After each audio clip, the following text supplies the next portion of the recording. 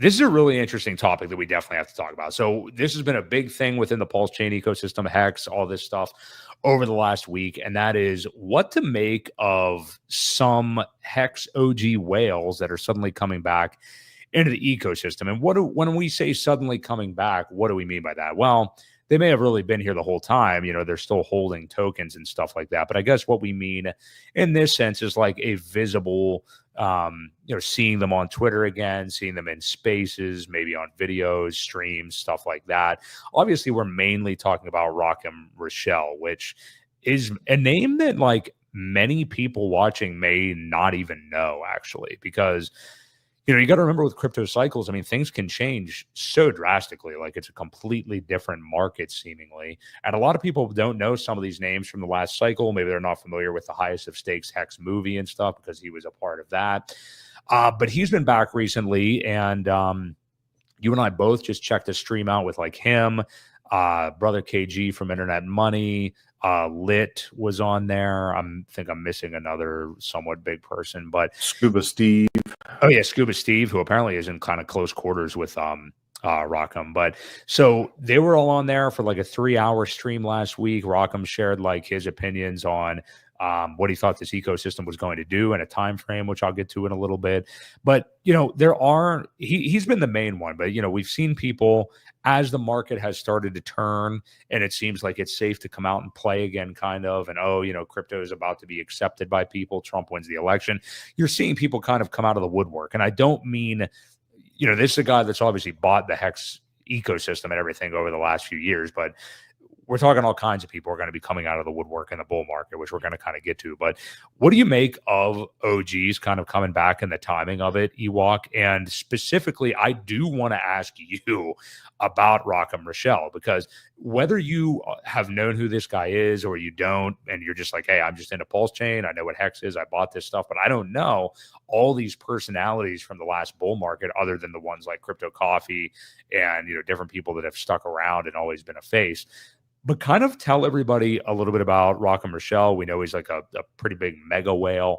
And I have seen really dissenting opinions of him strongly going in either direction since he's come back. I mean, very strongly in both directions. So interesting. So I'm not necessarily asking like your personal opinion, but if you could lay out why we're seeing that and tell us a little bit about him, though. Yeah. So, I mean, I think you have to go the whole way back to the beginning. Knowing a little bit about his background when he came into this community, he was part of what they called, his company was called Overwatch Partners. They are an investment type company. And when HEX launched, he did invest quite heavily, made some big bucks, right in there early. With the adoption amplifier, they got in with some large sums. It was found out that one of the wallets that were used, obviously we have a bunch of wallet watchers. One of the wallets that was used to purchase some of this was also a wallet that was involved in a scam back in the day called Substratum. There was a token that was released. People didn't. I don't know the backstory on it, but a lot of people lost a lot of money. And it was funny because one of the wallets that was originally investing was tied to one of those Substratum wallets that ended up on the good side of things. That was one of the projects that he was involved with. So I think if you look, there are places, I'm not going to dox his real name, but his real name's not Rackham, but he goes by that anyway. There are sources out there. If you want to find it, you can. Either way, made a bunch of money, sold it, was one of the first people that I think purchased a Lamborghini, got the Hexagon license plate and all that good stuff. He's in business, whatever. It's his company. They took profits and he made some money. People, number one, don't like that. Obviously when they're trying to make money and people take profits, that's, people get upset. My opinion is it's your money. You can kind of do with it what you want. What I don't like is people that talk out of both sides of their mouth, right? They're going to say that they're going to do one thing, meanwhile, in the background, they're doing a completely different, right? Yeah. So I do know that there was several many $1 million that were sacrificed then again from Rackham and some other partners, namely some business partners from Saudi Arabia. One of the big things that happened is when Richard went on his marketing ploy, the buying all the crazy stuff and Mhm. spending money. um, it pissed a lot of people off, right? It pissed investors off. And I do remember a threat, some so to speak, that was on Twitter, where Rackham. In fact, I think I had it pulled up. Well, it's Yeah, making its rounds. I mean, if you, oh, yeah, if yeah, you've kind of I just have been it. on, not I just have you, it. but I'm just kind of telling everybody, if you've been on Twitter the last couple of days, you likely have seen this somewhere. For the people that are arguing about it, just a good guy is the altruistic. Yeah, here's what's been shown. Yeah, and Richard made a comment after, like I said, after the marketing. Um, Pro tip: when humility pays better, I'm good at it. Currently, pay as shit. And basically, what he was saying is, you know, be, being that way isn't good. You got to Mhm. do the extravagant spending and the flashiness and stuff like that to get eyes on you. And he was right. People don't like it. A lot of people don't like it, but he knows what type of marketing gets eyes and gets viewers and gets subscribers, and that's all he was trying to do. And Rackham replied, bull crap, you have serious issues going on, and it's now what Whoa, was that? is that was was that your Anyway, phone? yeah, it was a work number. I have it Okay, set to oh there you go. no, because it's never good. That But was anyway, remember walking in the sand. I think that's that song. Anyway, go ahead. Richard, I'm telling you right here and now, you compromise my money, my partners, my Saudi friends, you're going to answer for it. So, there's threats right there. Yeah, pretty much. So that rubbed a lot of people the wrong way. So there's just so many things about it. And now I feel bad for him because he says he went through a divorce. The last 2 years have been kind of ugly. Well, whatever. Everybody has their things, right?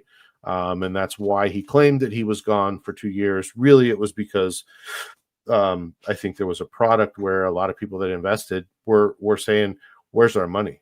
What's going on?" And they lost a lot of faith, because they invested through Rackham, and he put money in the sacrifice pool.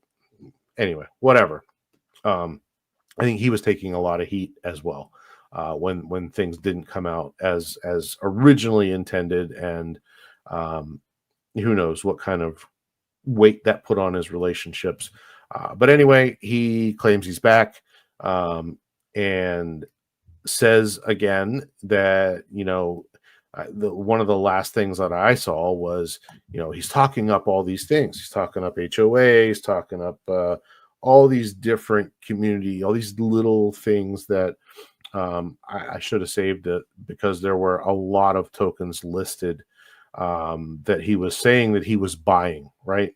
And that's when the huge red flag went up for me. All right, is this guy buttering up to all these communities because he really is buying them and he thinks they're good deals, or is he kind of trying to get back into good graces with everybody so that he can launch something and make some money off of people because they now trust him and believe that he's buying their bags too, right? So that was one of the things that kind of concerned me about this recent one. And you have to remember, at this juncture of the bull market, there are always going to be people that lie, cheat, steal, try and get you to invest in things that they have. They'll come out of nowhere with these things, and it happens. There are going to be some good things that come out. Don't get me wrong, but the odds are anybody that comes out of the woodwork now trying to get you to buy something or invest in something right before the bull market, beware. Just be very, very cautious, and Mhm. hang on to your money. It's going to do better in your hands than theirs. So that's where I stand with it.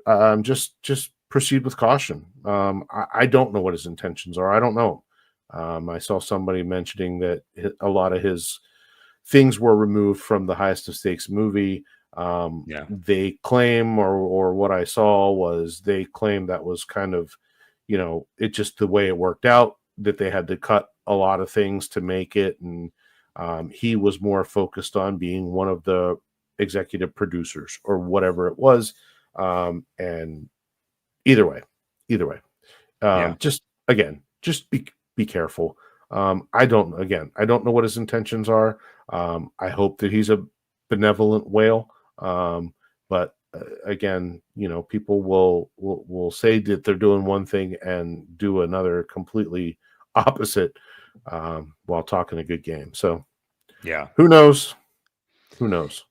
It is very interesting because again, I'm seeing people that, I just know from this community from, multiple different just that have come from multiple different opinions about other things, and a lot of them have surprising takes back and forth on this guy. It's just very interesting for me to see, and for what it's worth, knowing whatever we do know about him in that spaces the other day, somebody basically directly asked him, like, what are your expectations for this ecosystem and in what kind of time frame? And he basically said a 250x for Pulse from today within 16 months. So I mean, that would be by first quarter, of course, of 2026.